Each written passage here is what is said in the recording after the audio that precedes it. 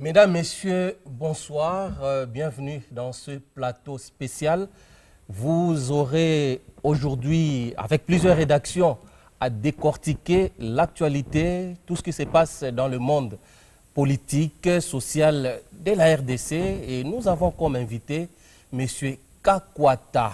Il est député national, président du mouvement des réformateurs libéraux.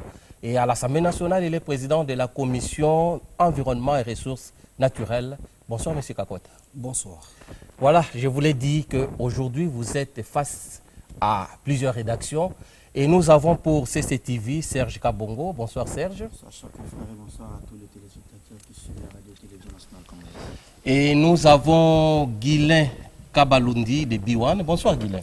Bonsoir, chers confrères.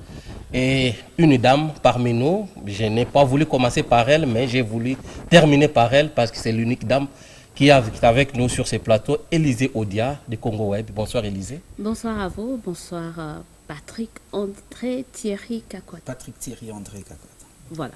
Voilà. Bonsoir, madame Élisée. Et merci beaucoup, monsieur Kakwata.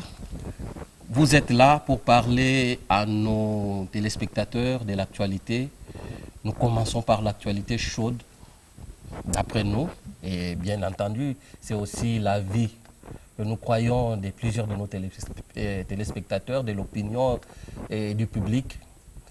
La position de la SENCO, la position des laïcs catholiques, bref, la position de l'Église catholique face à la situation sociopolitique de l'heure. Les laïcs catholiques ont organisé le 31 décembre dernier une marche. Vous savez comment ça aboutit. Vous avez suivi la réaction du cardinal Laurent Bosengo et aussi de la SENCO. Il y a eu des réactions de la part des politiciens, surtout de la majorité présidentielle. Et vous, aujourd'hui, vous êtes face au public. Comment vous réagissez devant tout cela? En première, ce que je peux dire pour l'instant, il faudrait que nous puissions user de la sagesse. La sagesse de deux côtés. C'est vrai que ceux qui gèrent, c'est l'exécutif, le gouvernement, et on ne peut que s'adresser au gouvernement, parce que ce sont eux qui ont la gestion à ce jour. Mais l'Église est là pour aussi guider. Parce que si je rentre dans le passé ou dans la Bible, dans l'Ancien Testament, quand il y avait quelque chose qui s'est passé, il y avait même des prophètes qui allaient vers les autorités pour leur dire attention, nous sommes en train d'aller à gauche ou nous sommes en train d'aller à droite. Donc l'Église est là pour nous servir aussi de repère et de nous dire où est-ce qu'il faut aller. Donc c'est ce que l'Église a fait. L'Église a fait son travail, mais quitte à nous aussi de bien accueillir et de savoir qu'est-ce que nous devons faire et comment répondre au travail de l'Église. Si elle est mal informée, autant mieux l'informer. Donc vous faites partie de ceux-là qui pensent que l'Église n'a pas outrepassé ses droits, voire même ses devoirs. Je peux dire que l'Église n'a pas outrepassé, mais aussi il faut se dire la forme. Parce que vous savez, en justice, on dit la forme corrompt le fond. Peut-être la forme a été mauvaise, mais le fond est exact. Vous dites peut-être. Donc nous pouvons condamner peut-être la forme, mais le fond est exact. Qu'est-ce que vous reprochez à la forme? Parlons-en. La façon dont elle s'est prise, c'est une forme. Parce que je vous ai dit dans le passé ou dans l'Ancien Testament, le prophète allait vers l'autorité. Est-ce aujourd'hui, l'Église est-elle allée vers l'autorité? C'est une façon de venir vers l'autorité. Il faudrait des audiences, des rencontres, de dialogues. En interpellant, en parlant de ça, c'est une façon d'aller vers l'autorité également. Non, c'est ça que je dis. La forme, c'est qu'il y a des choses, les choses d'État qu'on ne traite pas sur le public, sur l'espace public. C'est mieux d'aller vers la personne. Parce que même la Bible dit, il faut approcher la personne. Si la personne n'écoute pas, prenez 2. Si la personne n'écoute pas, prenez 3. Donc il faut user de toutes les voies avant d'arriver sur l'espace public. C'est ce qui s'est passé à la SENCO. Et on sait que pour certains, l'Église a été roulée. Vous demandez encore à cette même Église de refaire la même chose alors qu'elle a eu à organiser le dialogue et puis à l'après. Non, prenons la genèse de la chose. Si nous disons c'est ce qui s'est passé à la SENCO, nous sommes en train de biaiser. Parce qu'en suivant la genèse, c'est le chef de l'État qui est allé vers la SENCO en premier pour leur demander leur médiation. Et enfin, la SENCO a remis le dossier au chef de l'État pour dire voilà là où nous nous arrêtons, à vous de continuer. Depuis lors, la SENCO n'a plus fait un pas vers le chef de l'État pour lui dire où en sommes-nous. Donc dans le sens où je viens d'expliquer qu'il faut faire un pas. Mais justement, honorable, la SENCO pense que son travail n'a pas été respecté, notamment dans les revendications. Il est question de respecter les accords du 31 décembre 2016. C'est là où j'ai dit, si la SENCO s'est dit que le travail n'a pas été respecté, c'était dommage d'abord d'approcher la personne en prenant 2, 3, 4, jusqu'à ce qu'elle se dira, je suis maintenant à bout, je peux mettre le problème sur l'espace public. Est-ce que vous ne considérez pas, excusez-moi, vous ne considérez pas cette démarche des évêques comme le plan B, le fameux plan B qu'ils avaient annoncé?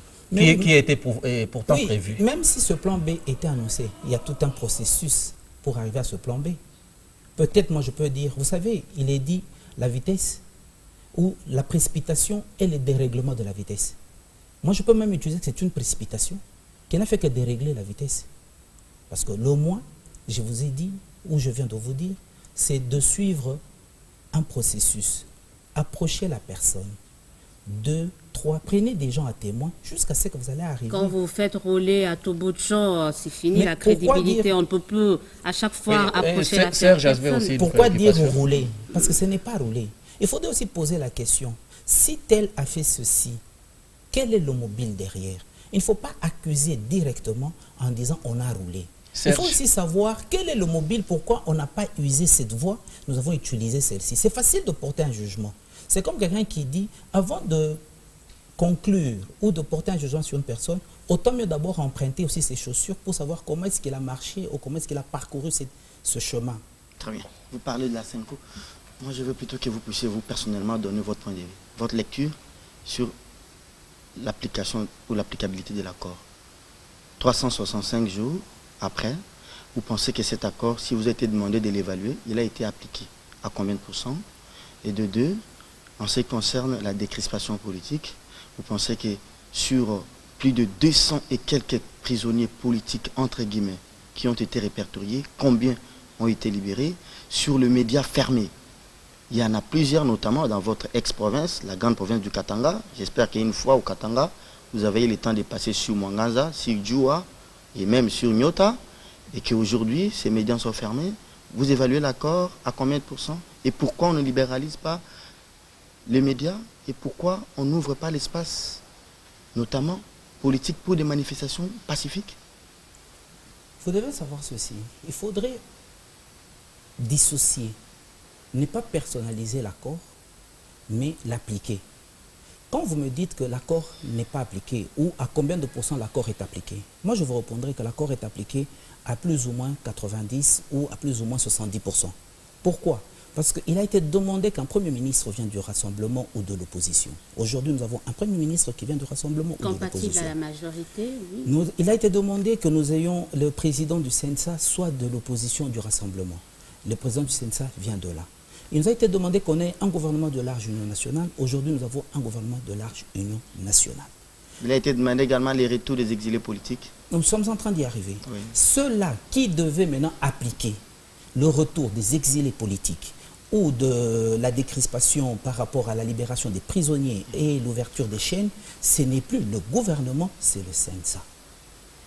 Donc ce travail, j'aurais bien préféré que vous puissiez poser maintenant la question au président du CENSA, où en êtes-vous? Parce que l'accord dit que ce travail-là était remis au CENSA.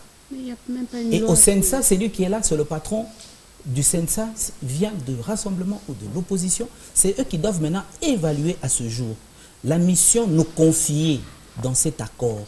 Où en sommes-nous? Mais de notre côté ou de notre part, nous avons pu faire ce qui nous a été demandé. Donc c'est pour ça que je dis l'accord a été appliqué au moins à 90%. Parce que pourquoi j'ai dit 90%? Oui, mais à non, 90%, pas 90%, 70%, excusez-moi. 70%. Pourquoi 70%? Parce que nous n'avons pas eu les élections à date.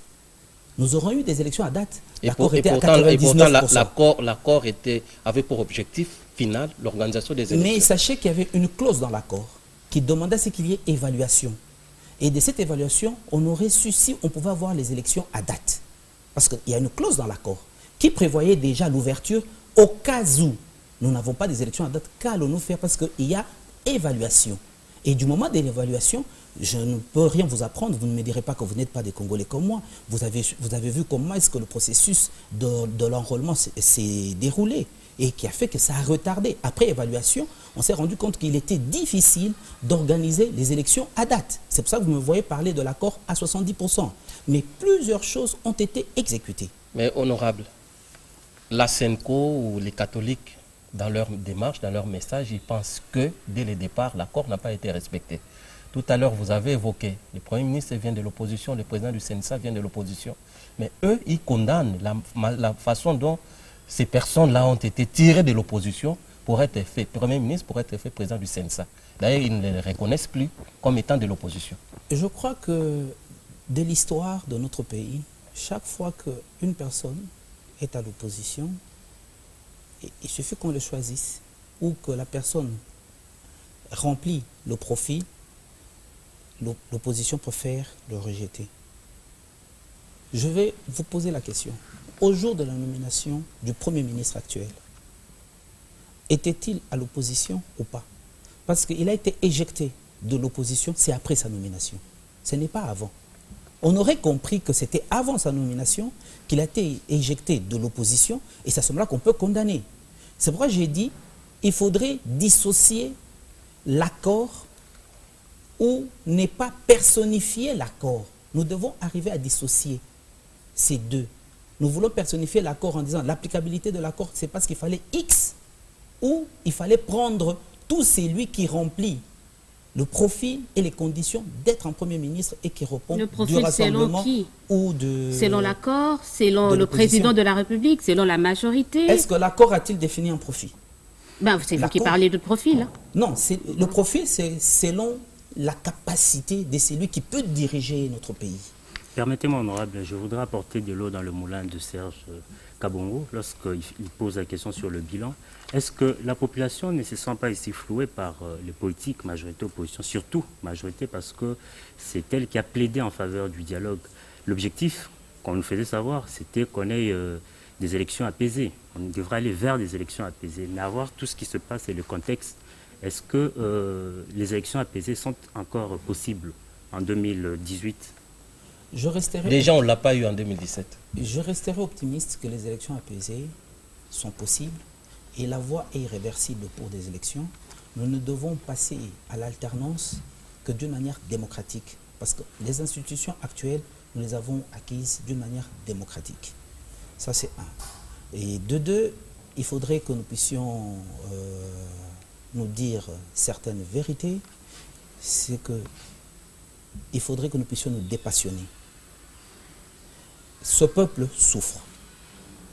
Nous, les politiques, nous tirons les draps, mais nous oublions qu'il y a un peuple qui souffre. Il y a une misère. Aujourd'hui, ce matin, en lisant, il y a une choléra ici à Kinshasa, qui est en train de sévir déjà.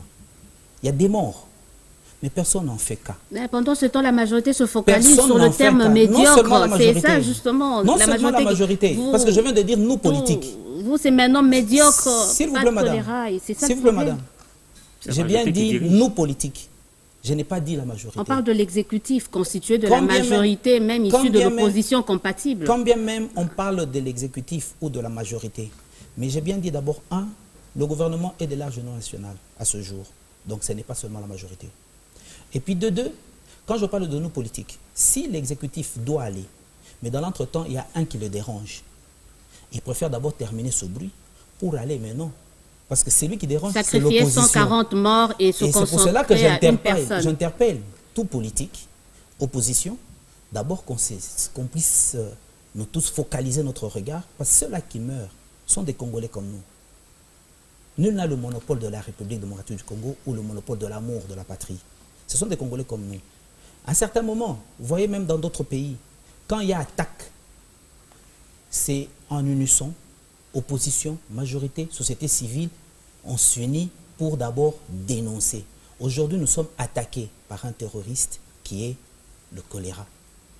Que faisons-nous? Mais nous sommes là en train de nous battre pour l'alternance au pouvoir. C'est l'homme politique. Mais l'homme d'État... Ou pour la conservation du pouvoir dans L'homme certains cas. d'État, oui, l'alternance ou la conservation. Mais l'homme d'État, lui, c'est la génération future. Nous avons un Et ministre de la ce n'est Santé. pas ce moment ici que nous devons d'abord nous arrêter. Il y a une épidémie qui nous arrive. Même moi, je ne suis pas épargné de cette épidémie.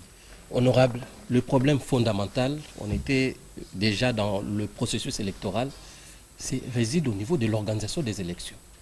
On l'a raté en 2016, tel qu'est prévu par la Constitution. On a eu des accords du 31 décembre 2016 qui prévoient les élections en 2017, on ne l'a pas eu. Nous avons un calendrier qui prévoit maintenant les élections en décembre 2018. Mais jusqu'à présent, il y a toujours une partie de l'opposition qui doute de la sincérité et de la CENI et même de l'exécutif pour arriver à l'organisation de ces élections. Nous avons même le dernier rapport des Nations Unies, qui est le secrétaire général a présenté un rapport au Conseil de sécurité pour dire qu'il n'était pas très encouragé par le calendrier tel que présenté. On doute même de la sincérité des Congolais, de l'homme politique congolais arrivé à l'organisation des élections. Comment vous commentez ces processus? Je me rappelle du président Mobutu qui disait « Seul, il ne peut rien, mais avec l'appui de tous, il peut tout ». Pourquoi je le dis et pourquoi je me rappelle de lui? En 2017, nous n'avions pas un calendrier. Mais aujourd'hui, nous avons quand même un calendrier. Avec 18 contraintes, qui travaille autant de contraintes. Pour la faisabilité de ce calendrier? Jusque-là, personne. Au contraire, j'aurais aimé que nous tous, nous puissions mettre la main à la pâte pour dire la faisabilité de ce calendrier peut avoir lieu. Pourquoi? Nous, Congolais, on est capables de tout quand nous sommes unis. Et quand nous nous décidons, nous arrivons toujours. Quand même les Nations Unies doutent Eux de la peuvent faisabilité douter, de ce parce calendrier. qu'ils doutaient même en 2003, si on aura en 2006, si on aura des élections. Mais eux-mêmes étaient encore le premier à la fin pour dire, nous sommes étonnés, et nous avons été même bien cotés parmi beaucoup de pays de l'Afrique à avoir organisé des bonnes élections en 2006. Très bien. Donc ils peuvent encore douter. C'est nous-mêmes que nous connaissons. Ici, c'est le moment d'appeler à l'unisson, tout politique, que nous puissions travailler maintenant à la faisabilité de ce calendrier. Parce que plus nous sommes en train de tenir les pas, plus nous sommes en train de nous tirer à boulet rouge, ce calendrier ne sera pas faisable et applicable. Et il faudrait se dire que nous risquons même de ne même pas avoir les élections en 2018. Comment travailler à l'unisson pendant qu'il y a des exilés politiques, pendant que notre confrère Serge a parlé de ça, la problématique de la décrispation politique n'est pas encore effective, mais pendant ce temps, c'est bien beau d'appeler à l'unisson, pendant que d'aucuns ne cessent de réclamer la restructuration de la CENI. On parle seulement des exilés, il y a des prisonniers. Des prisonniers politiques. Comment arriver à cette unisson quand il y a certains préalables qui ne sont même pas encore réunis? Vous devez savoir que les préalables ne peuvent être réunis que quand, je l'ai dit au début, j'ai interpellé tout le monde à la sagesse, à la retenue, à se dépassionner, à aller... Vous savez, l'humilité précède la gloire. Je me rappelle d'une parole de l'évangile de l'imposteur qui, ayant reçu un visiteur, il n'avait rien de quoi lui offrir à manger. Son voisin était un riche. Il est allé demander à ce riche qui faisait sa sieste pour lui dire, je viens de recevoir un visiteur, s'il y a moyen que vous puissiez me donner quelque chose. Le riche lui dit, mais je suis en train de faire ma sieste, je ne te donne rien. Il a dérangé la sieste du riche jusqu'à ce que le riche s'est dit, pour que j'aie la paix, il faudrait que je lui donne ce qu'il cherche, j'aurai la paix. Au lieu d'appel à des manifestations, au lieu d'appel à des troubles, c'est mieux de dire nous allons maintenant toquer chez le riche, qui est l'exécutif, qui est le CENSA, qui est les institutions de la République, pour leur dire nous voulons obtenir ceci et la faisabilité de ce calendrier et réellement avoir les élections en 2018. Parce que l'appel à des manifestations, comme nous-mêmes nous savons qu'à ce jour, nous ne sommes pas encore mûrs, nous Congolais, à organiser des manifestations pacifiques. La crainte ici chez nous, c'est que quand on organise une manifestation, elle déborde toujours et elle finit par des règlements de compte. Étant donné que nous savons cela, Et même... Et que c'est un droit constitutionnel. Et même, d'une manière tacite, on peut reconnaître que nos services ne savent plus ou ne savent pas contenir ces manifestations. Autant mieux dévier, parce que c'est le sang qui coule. Ça me fait mal. C'est un sang congolais. Il n'est pas moins spécial que moi. C'est un Congolais comme moi. Un instant que je termine, s'il vous plaît. Un instant que je termine, s'il vous plaît. Il n'est pas moins Congolais que moi. C'est un Congolais comme moi aussi. Il a droit à la vie. Alors, autant mieux changer de stratégie de foi. Quand vous savez que cette voie ici nous amène toujours à faire couler du sang, pourquoi ne pas changer de stratégie? Pourquoi ne pas les toquer? Pourquoi ne pas appliquer le parabole ou l'évangile de l'imposteur? Je vais toquer jusqu'à ce que j'obtiendrai, mais je ne ferai plus couler le sang. C'est clair. Est-ce que vous êtes fier aujourd'hui? Je ne sais pas si vous avez regardé la vidéo de cette compatriote qui a été atteinte d'une balle de l'armée nationale, ce n'est pas de la police. Aujourd'hui, elle venait d'être évacuée.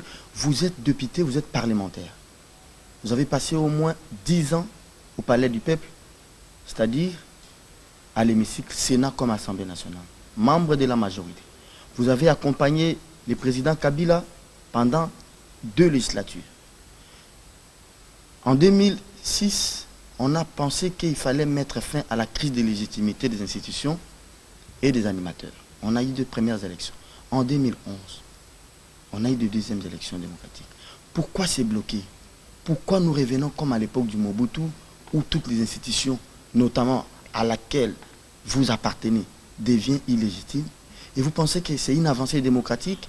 Et si on doit vous jeter des fleurs, on doit jeter des fleurs à Kabila, à la majorité à laquelle vous faites partie, ou bien c'est une sorte de recul démocratique? Comment on en est arrivé là? Pendant qu'en 2006, on avait déjà dépassé les caps, en 2011, on avait dépassé les caps. Vous savez, ce matin encore, lisant les médias, une revue de presse, j'ai vu que le boom minier a repris. Le cobalt, la tonne aujourd'hui est à 75 000. Une première depuis la création de ce monde.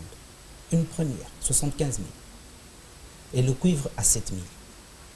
Si hier on a accusé que la non-organisation des élections, c'était suite au manque de financement, aujourd'hui, voilà l'occasion où je demande que nous puissions, 1, user de la sagesse, 2, la retenue, 3, nous dépassionner. Donc répondez à ma question, c'est une prouesse ou c'est un recul démocratique? J'arrive. Et s'il y a eu avancé, c'est à mettre dans l'actif de Kabila ou bien c'est à mettre dans le passif de Kabila et de votre majorité? Vous savez, non, ma question, elle est directe. Hein? Il y a toujours aussi une introduction. Elle peut être directe, mais moi, il y a toujours une introduction pour la justifier. J'ai aussi des réponses directes. Non, et bien sûr, pour la justifier. Oui. J'arrive. Donc aujourd'hui, quand je le dis, il faut arriver à se dépassionner, avoir la retenue et la sagesse. C'est que nous pouvons profiter de ce boom minier qui vient de naître pour dire qu'il n'y aura plus de justification à dire manque de financement. Travaillons maintenant à l'unisson pour que le calendrier soit applicable, que nous ayons des élections. Et en ce qui concerne maintenant la question de mon frère Serge, il y a eu des raisons qui ont été avancées pour la non-organisation des élections. Alors, ça ne sert à rien que je puisse rentrer aujourd'hui dans le passé. Ça fera partie du bilan. Ça fera partie du bilan de la majorité. Ne t'arrête pas au passé. Soigne le présent et le futur te sera certain. Le passé nous sert à bien préparer les présents. Oui, c'est pour cela que nous avons étudié l'âge de la pierre taillée et la pierre polie. Mais ce n'est pas pour autant que nous allons utiliser cette pierre taillée et pierre polie, mais aujourd'hui nous utilisons des couteaux. Donc je ne m'arrête pas au passé, mais je soigne le présent. Non, les présents nous subissons parce qu'on n'a pas bien géré le passé. Mais non, c'est pour cela que je vous dis, si nous subissons le présent, parce qu'on n'a pas bien géré le passé, mais aujourd'hui, le présent nous offre encore des occasions meilleures pour que nous puissions bien utiliser. Mais la modestie voudrait que vous puissiez quand même demander pardon et reconnaître l'échec. Demander pardon, mais il y a eu des raisons. C'est pour ça que j'ai dit, il est mieux 2 fois avant de condamner une personne, d'emprunter aussi ses chaussures pour voir le chemin parcouru. Mais s'il ne veut pas, il se cramponne à ses chaussures, il tient un mordicus à rester sur ses chaussures. Qu'est-ce que vous faites? Il faut le lui arracher. C'est vous qui dites qu'on se cramponne. Mais c'est vous qui dites que les autres ne veulent pas emprunter. Les autres demandent les élections dans des bonnes conditions pour se mettre justement dans ces chaussures-là. Il y a une voie polie Et il faut savoir, c'est pour cela que même 2 fois dans la Bible, il est dit, vous demandez, vous ne recevez pas parce que vous demandez mal. Alors, il faudrait bien demander pour que vous puissiez recevoir. On ne peut pas demander les élections qui est un droit constitutionnel. Un du droit moment constitutionnel, où mais... on n'a pas réussi à organiser les élections en 2016, à accepter qu'on a ouvert la porte à toutes les brèches pour qu'on ne puisse plus rien respecter ou ne plus demander des choses poliment. Il y a une chose que vous devez noter. Il y a une chose que vous devez noter. Notre Constitution n'a pas prévu un cas où il y a non-organisation des élections.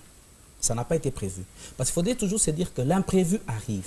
Ce qui nous est on devait être orienté même par le bon sens. Ce qui est arrivé, c'était un cas de force majeure où c'était de l'imprévu que la Constitution n'avait pas prévu. Et il faudrait tenir compte qu'il y a eu des raisons valables pour la non-organisation des élections. Pour les élections présidentielles. Mais vous ne permettez pas maintenant qu'on puisse s'organiser parce que les raisons étaient valables. Mais est-ce que nous devons rester sur ces raisons? C'est pour cela que vous avez vu que j'ai introduit en disant si hier c'était un problème de manque de financement, c'était un problème de crise financière, mais aujourd'hui nous ne sommes plus dans ça. Est-ce que ce n'est pas le moment d'en profiter? Justement, vous comprenez maintenant, M. Serge, pourquoi j'ai introduit? Justement, M. Kakwata, je n'avais pas répondu à ma question. Je reviens pour dire, vous évoquez, hier il y avait des raisons, notamment les raisons financières. Aujourd'hui, bon, c'est une information que vous nous livrez ici, il y a un boom minier, on peut en profiter. Mais quelque part, à l'introduction de votre intervention dans ces plateaux, vous avez dit, vous avez été d'accord sur le fond avec la SENCO. Maintenant, on revient sur l'intention même d'organiser les élections. La SENCO, ou bien l'Église catholique, dit qu'il faut que le président de la République se prononce explicitement pour dire qu'il ne sera plus candidat à l'élection présidentielle en 2018 si ça sera organisé. Vous êtes d'accord avec ce fond-là? Je ne peux pas me substituer au président de la République, mais selon mon entendement de son message, la Constitution jusqu'à ce jour, c'est elle qui nous régit, ne lui permet pas d'avoir plus de mandats. Et lui-même, quand il se prononce, il dit le pays s'est engagé dans une voie irréversible des élections et il se plie à cette Constitution. Le calendrier déjà publié, pourquoi chercher à une personne comme c'était un enfant de 5 ans à qui vous devez mettre des mots pour dire vous devez dire ceci? Parce que la Constitution n'a pas changé, le calendrier est là et lui-même dit nous sommes dans une voie irréversible des élections. D'une manière implicite, c'est compris qu'il ne se représente pas. Oui, parce qu'on juge de la mauvaise foi, la non-tenue des élections en 2016. C'est pour cela que moi je préfère que nous puissions travailler, que nous puissions arriver à l'organisation des élections pour voir si réellement il va se représenter. Comment, honorable, vous pouvez interpréter le propos du chef de l'État l'année passée au journal allemand, Les Spiegel, où il dit « Je n'ai rien promis aux Congolais ». Je pense qu'il parlait des élections. Est-ce que l'organisation des élections dépendait aussi de lui? L'organisation des élections ne dépend pas de lui. Nous avons une institution, c'est la CENI. Mais il dit qu'il n'avait rien promis. C'est pas le président de la République qui organise les élections. Il dit qu'il n'avait rien promis. Effectivement, il n'y a pas eu élection en 2017. Non, il n'a rien promis parce que ce n'est pas lui. C'est la CENI. Voilà que maintenant la CENI nous a donné un calendrier. Et lui doit s'incliner à ce calendrier. Ce n'est pas lui qui doit nous promettre. Et quelque part, le calendrier de la CENI est entouré de contraintes pour dire si ça n'arrive pas, si on n'a pas ça, si on n'a pas ça, n'attendez pas les élections. Mais vous-même, vous avez vu que nous avons même travaillé de nuit pour libérer la loi électorale. C'est pour vous dire que nous sommes en train de répondre. Une loi électorale à l'image de la majorité présidentielle. Pour ça. Très bien. Honorable, dites-moi. Maintenant que la je voulais, s'il vous plaît, une loi électorale vraiment taillée sur mesure de la MP, oui, avec encore un seuil... Oui, Serge. Votre parti, les mouvements des libéraux, appellent réformateurs, à peine vous êtes connu. Vous avez été quand même appuyé par notre confrère, ex-confrère John Omombo. Je ne connais pas le secrétaire général adjoint ou les sièges de votre parti à Bandalungwa. Les seuils là, vous allez l'atteindre comment? Vous devez savoir que ce problème de seuil, c'est un problème juste qui est minime. Et les gens veulent seulement dramatiser. Le seuil n'est qu'une condition d'éligibilité. Le proportionnel reste. Le plus fort reste. Et puis vient un problème de seuil. Pourquoi? C'est une condition d'éligibilité dans quel sens? D'abord, nous allons appliquer le proportionnel. Le plus fort reste. Si déjà un des candidats a plus de 10% il est élu d'office. C'est quand on arrive que, d'abord il y a un problème, c'est que quand il atteint le quotient, il est élu. On n'a pas besoin d'appliquer le seuil.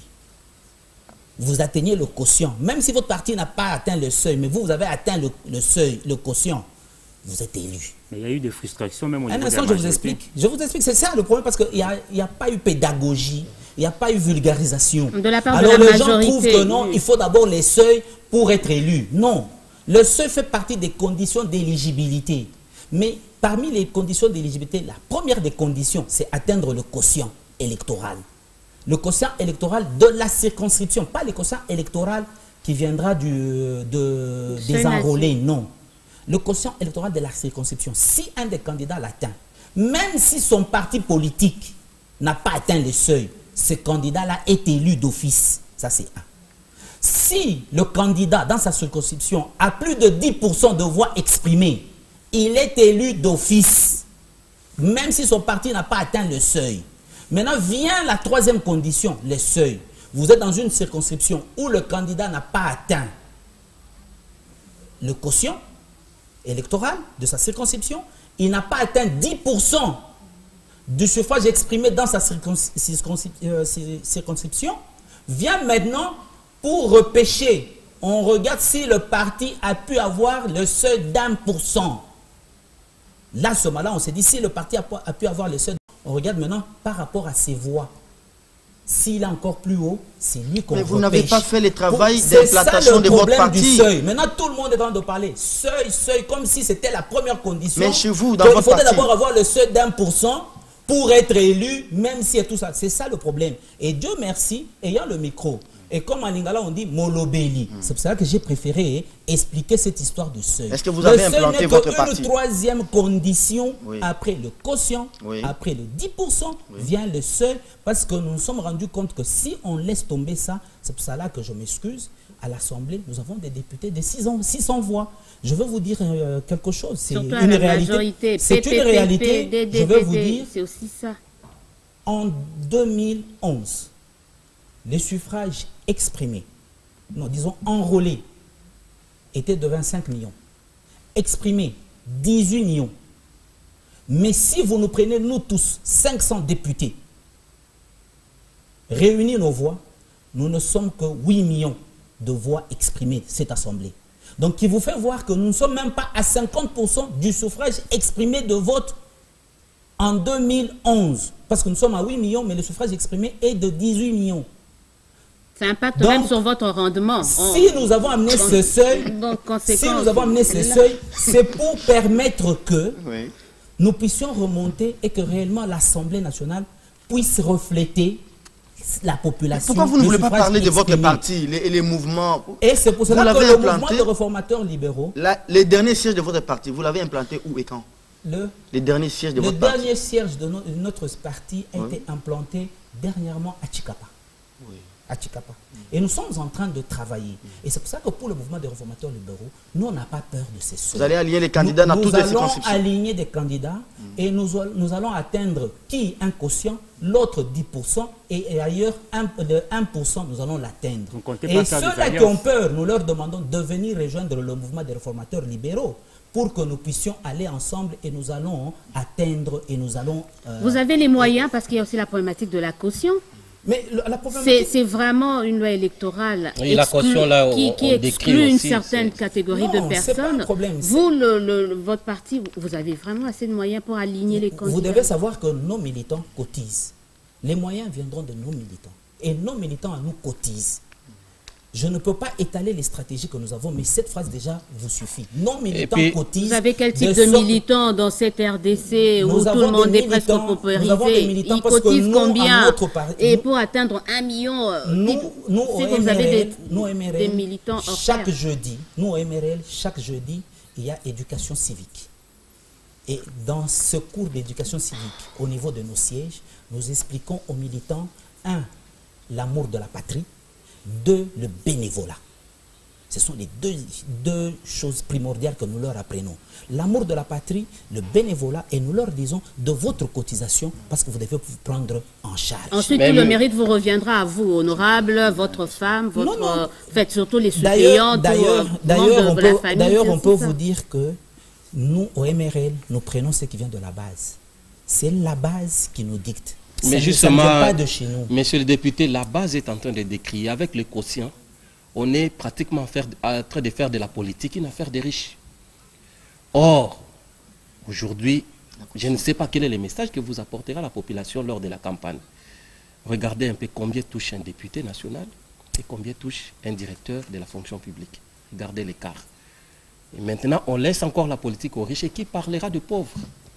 Je crois que je l'ai dit ici que nous, politiques, au fur et à mesure que nous continuons notre lutte, le peuple souffre. Donc le fait que je l'ai dit, je l'ai reconnu, que ce peuple souffre. Donc je suis en train de me battre pour que demain, le panier de la ménagère puisse être amélioré et que la souffrance de ce peuple puisse prendre fin. Et ce n'est pas pour rien que moi j'ai toujours utilisé la population ou utilisé un terme mon patron. Ce peuple est mon patron. Si je parle ici, c'est parce que ce peuple s'est levé à 5 h du matin pour me donner ce mandat. C'était aussi une demande d'emploi que j'ai pu faire. Et je me bats pour ce peuple. Monsieur le député, il n'y a pas longtemps, vous avez été porté à la tête d'une structure où vous dites AMP extra-parlementaire. Ça a créé un tollé. Vous avez lancé un slogan ici, qui fait quoi? Qu'est-ce qu'on peut retenir aujourd'hui? On n'en parle plus. La campagne, il faut maintenant l'évaluer. Ça a produit quoi? Et après, cette structure-là, un peu nébuleuse, selon les observateurs, finalement, où est-ce que nous en sommes? Vous avez voulu un peu vous attaquer à Aubin Minakou, votre secrétaire général. À l'ordre. On vous a tapé dessus. Hein. Non, on ne peut pas. Le travail d'un député est impératif. On ne peut pas me taper dessus ou bien être rappelé à l'ordre. Vous devez savoir une chose. Un leader, c'est celui qui a une vision. Une vision, dans le sens que quand j'ai crié, c'est comme Jean-Baptiste qui a crié dans le désert que le Messie est arrivé. J'ai crié qui fait quoi? Qui fait quoi? C'était parce qu'on a assisté à une cacophonie, une confusion et un désordre. Au sein de la majorité? Au sein de la majorité? Non, pas au sein de la majorité, au sein de la classe politique, parce que le qui fait quoi, c'était pour tout le monde. Même dans les ménages, il y avait un problème de qui fait quoi. Papa fait quoi? Au sein du gouvernement? Au sein du gouvernement. À la présidence de la République? L'opposition, au sein, j'ai dit bien qui fait quoi, c'était pour tout Congolais. C'est pas la médiocrité. Donc Jean-Baptiste, quand il venait crier... En commençant par le président lui-même, il fait quoi? Jean-Baptiste, quand il venait crier, il criait pour tout le monde. Si bien que le qui fait quoi, c'était par rapport à cette cacophonie. Nous avons interpellé, nous avions une vision et on voyait. On dit le sage voit le mal venir de loin. Nous voyons de loin déjà, nous avons lancé une campagne qui fait quoi. Vous avez vu de loin, ça, bien avant le cardinal. De deux, cette structure-là des extra-parlementaires, aujourd'hui, si hier, on a dit tout ce qu'on pouvait dire, aujourd'hui, avec ce problème des seuils, on vous dit qu'il faudrait qu'il y ait des regroupements, des apparentements. Ce n'est pas revenir à l'idée de Kakwata, c'est revenir à l'idée de Kakwata, parce que nous avions vu déjà loin. Le sage voit le mal venir de loin et un leader a une vision. Qui était déjà à la MP. Donc, nous voyons déjà que demain, la situation des élections, il faudrait qu'il y ait des regroupements. Il faudrait que maintenant, seul, on ne peut rien, comme j'ai dit, je ne fais qu'interpeller, il faudrait que nous soyons en unisson, que nous puissions travailler en unité. Donc nous, on voyait déjà cela.